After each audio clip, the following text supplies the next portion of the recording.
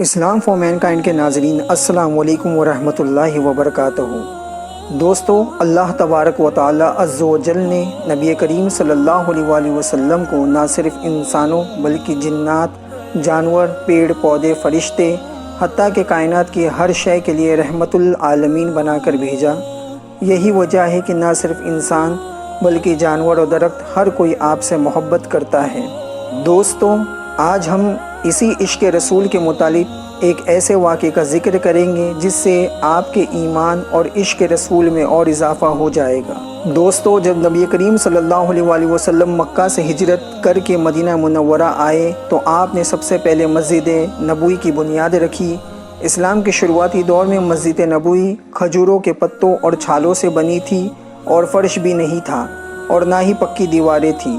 آپ صلی اللہ علیہ وآلہ وسلم کے لیے شروعات میں ممبر تک نہیں تھا جس پر چڑھ کر یا بیٹھ کر آپ خطبات دیتے تھے۔ تب صرف ایک کھجور کے درخت کا تنا تھا جس سے ٹیک لگا کر آپ کافی دیر تک کھڑے رہتے خطبہ دینے۔ جب صحابہ اکرام نے آپ کی سہولت کی خاطر کھجور کے تنے کو ہٹا کر لکڑی سے بنے ممبر بنانے کا ارادہ کیا اور آپ کے لیے ایک ممبر تیار کیا، تب ایک ایسا واقعہ ہوا جسے دیکھ کر سب دنگ رہ گئے۔ صحیح بخاری میں اسی واقعے کا ذکر کچھ اس طرح ملتا ہے۔ حضرت جابر بن عبداللہ سے روایت ہے کہ نبی کریم صلی اللہ علیہ وآلہ وسلم جمعہ کے دن خطبے کے لیے ایک درخت کے تنے کے پاس کھڑے ہوتے، یا بیان کیا کہ کھجور کے درخت کے پاس۔ پھر ایک انصاری عورت یا کسی صحابی نے کہا، یا رسول اللہ، کیوں نہ ہم آپ کے لیے ایک ممبر تیار کر دیں؟ آپ نے فرمایا، اگر تمہارا جی چاہے تو کر دو۔ چنانچہ انہوں نے آپ کے لیے ممبر تیار کر دیا۔ جب جمعہ کا دن ہوا تو آپ اسی ممبر پر تشریف لے گئے۔ اس پر اس کھجور کے تنے سے بچے کی طرح رونے کی آواز آنے لگی۔ حضرت صلی اللہ علیہ وآلہ وسلم ممبر سے اترے اور اسے اپنے گلے سے لگا لیا، جس طرح بچوں کو چپ کرنے کے لیے لوریاں دیتے ہیں۔ حضرت صلی اللہ علیہ وآلہ وسلم نے بھی اسی طرح اسے چپ کرایا۔ پھر آپ نے فرمایا کہ یہ تنا اس لیے رو رہا تھا کہ وہ اللہ کے اس ذکر کو سنا کرتا تھا جو اس کے قریب ہوتا تھا۔ سبحان اللہ۔ دوستو، آپ نے دیکھا کہ کس طرح کھجور کے درخت کا تنا نبی پاک اور اللہ کے کلام سے دوری کے سبب رونے لگا۔ وہاں موجود ہر انسان نے اس کے رونے کی آواز سنی۔ دوستو، یہ تو رہی عقیدے اور اسلامی معجزے کی بات، پر کیا واقعے میں درختوں اور پودوں میں ایموشنز ہوتے ہیں؟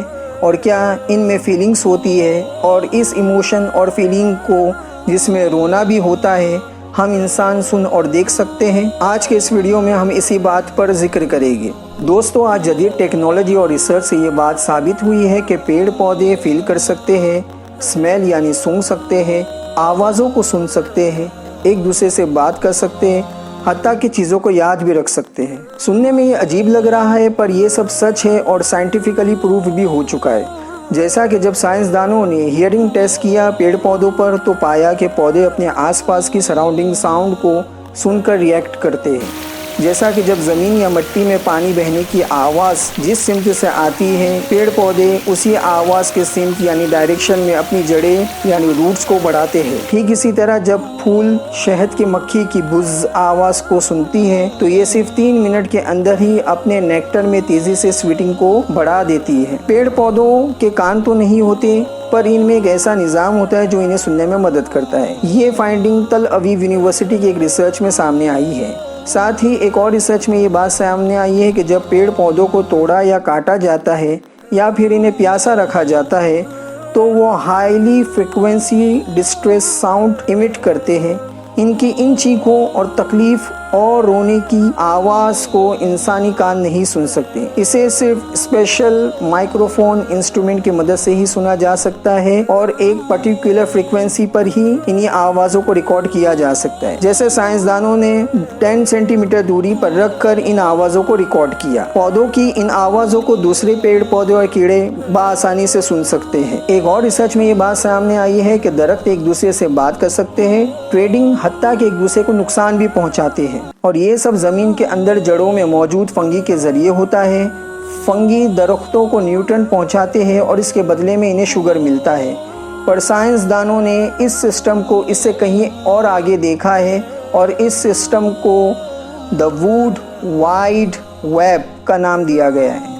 जिस में एक पुराना दरख्त आस पास के दरख्तों को फंगी नेटवर्क के ज़रिए शुगर पहुंचाता है, खुद को और आसपास के पौधों के सर्वाइवल के लिए। ठीक इसी तरह बीमार दरख्त जो मरने के करीब होता है वो अपने रिसोर्सेज को इस नेटवर्क के ज़रिए डंप करता है, जिससे पड़ोसी दरख्त हेल्दी रहते हैं। ठीक इसी तरह जब दरख्त पर कोई कीड़े के ज़रिए हमला होता है तो दरख्त अपनी जड़ों के ज़रिए केमिकल सिग्नल छोड़ते हैं, जिससे पूरा दरख्त और आसपास के दरख्त अलर्ट हो जाते हैं और अपने डिफेंस को मजबूत करते हैं। साथ ही कुछ दरख्त आसपास के दरख्त इस नेटवर्क को एक तरह से हैक करते हैं ताकि वो बढ़े नहीं और इनके रिसोर्सेज वो इस्तेमाल कर सके। साथ ही कुछ दरख्त इस नेटवर्क के ज़रिए टॉक्सिक केमिकल फैलाते हैं, जिससे आसपास के दरख्त मर जाते हैं, जैसा कि ब्लैक वॉलनट का दरख्त करता है। दोस्तों, आज मॉडर्न टेक्नोलॉजी इतनी एडवांस हो गई है कि साइंसदानों ने ऐसे इंस्ट्रूमेंट तैयार कर लिए हैं जिससे मुख्तलिफ पेड़ पौधों की आवाज़ें मुख्तलिफ साउंड फ्रिक्वेंसी पर सुनी जा सकती है,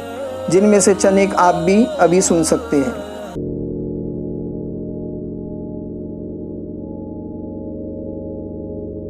दोस्तों, ये तमाम रिसर्च उन वेजिटेरियन लोगों की आंखें खुलती है जो ये समझते हैं कि पेड़ पौधों दरख्तों के अंदर कोई जान नहीं होती, और वो गोश्त खाने वाले लोगों को हमेशा इस बात को लेकर क्रिटिसाइज़ करते हैं। दोस्तों, ये तमाम मॉडर्न रिसर्च इस बात को साबित करती है कि 1450 साल पहले होने वाला ये वाक़या सच पर मबनी था और ये एक तरह का अल्लाह का मौजज़ा था, क्योंकि दरख्त पौधों को तकलीफ़ होना और इनका रोना, इन तमाम बातों से इंसान ना वाकिफ़ था और इसे देखने और सुनने के लिए इंसानों को काफ़ी रिसर्च करनी पड़ी, जिसे बाआसानी अल्लाह ताला ने 1450 साल पहले हमें बता और सुना दिया था। दोस्तों, आप लोगों को ये वीडियो कैसा लगा कमेंट ज़रूर करें।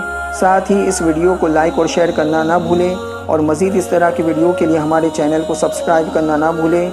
अपना और अपने आसपास के लोगों का ख्याल रखें। अस्सलाम वालेकुम व रहमतुल्लाहि व बरकातहू।